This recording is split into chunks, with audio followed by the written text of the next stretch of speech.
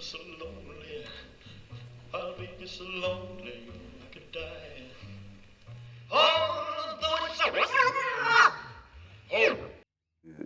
L'envie de monter ça, ça remonte à pas mal d'années. Au point de départ, il y a une rencontre avec un circassien nommé Payette, qui s'appelait Jacques Mestre, qui a rencontré Jean Genet, et il me racontait, Genet, les nuits qu'il avait passées avec lui, etc.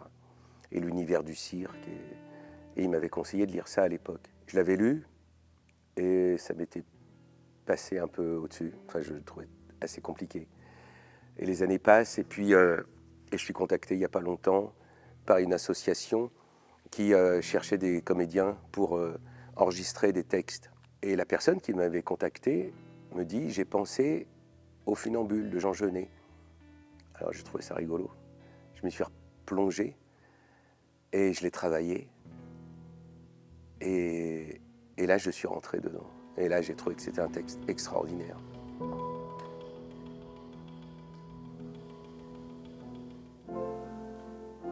Le long d'une ligne droite qui représente le fil, des traits obliques à gauche, des traits à droite. Ce sont ses pieds, ou plutôt la place que prendraient ses pieds, ce sont les pas qu'il fera. Alors qu'est-ce qu'il raconte ce texte ? Comme il le dit à la fin, c'est un long poème. On pourrait penser que c'est un poème pédagogique qui s'adresse à un acrobate. Il se trouve que le texte est dédié à Abdallah Bentaga, son amant et acrobate de l'époque. Quand je dis l'époque, c'était les années 50, 55, 56, dans ces eaux-là. Mais en fait, c'est une sorte d'hyperacuité poétique sur ce que c'est que l'art du fil.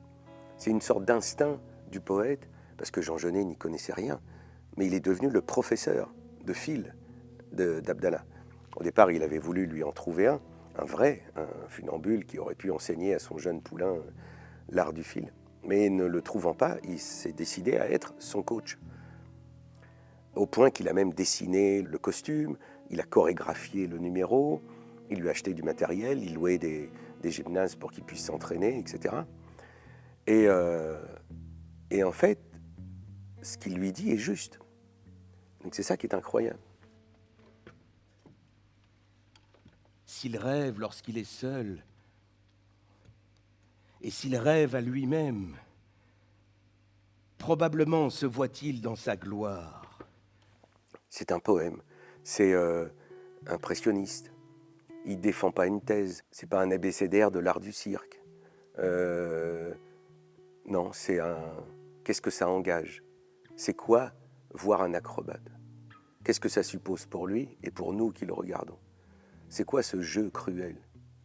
Parce qu'il parle souvent de cette cruauté-là, de voir quelqu'un qui risque la mort pour nous éblouir. Toutes les têtes étaient baissées, les mains cachaient les yeux. Ainsi le public refusait cette politesse à l'acrobate. Faire l'effort de la fixer quand elle frôle la mort. Et j'avais l'idée d'un vieux cirque abandonné. Parce que le cirque décrit Genet n'existe plus.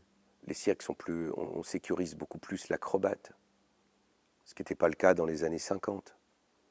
Donc l'acrobate risquait vraiment la mort. C'est toujours un métier dangereux, mais on fait beaucoup plus attention à ça. Et donc, comme il dit, c'est un des derniers jeux cruels qui existent avec la poésie, la guerre, la corrida, il y a le cirque.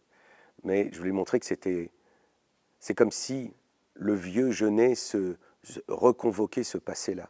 Donc d'où l'idée d'un cirque abandonné, qui a servi d'entrepôt. Il y a du matériel qui n'a rien à voir avec le cirque qui est stocké.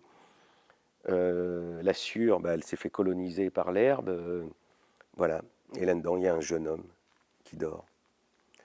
Et on va assister à sa dernière journée. Tu danses. Le visage bouclé, l'attitude juste, le geste précis. Impossible de les reprendre ou tu meurs pour l'éternité. Sévère et pâle, danse. Si tu le pouvais, fermés.